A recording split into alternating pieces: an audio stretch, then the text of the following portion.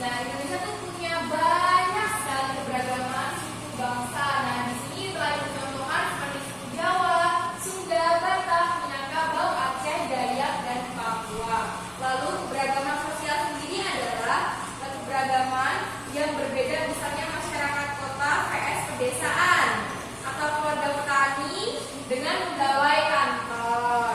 Lalu contohnya ada perbedaan status ekonomi, pekerjaan, dan pendidikan. Nah, pekerjaan sendiri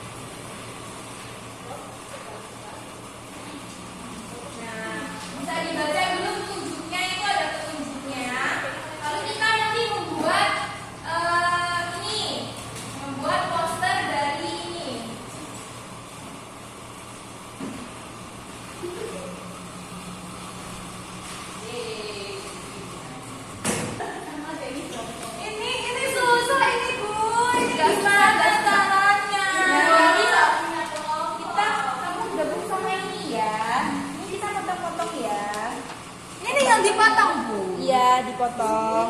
Lalu nanti kita tempelkan di lembar ini. Oh gitu. Iya. Itu nanti dikasih keterangan apa ini Bu?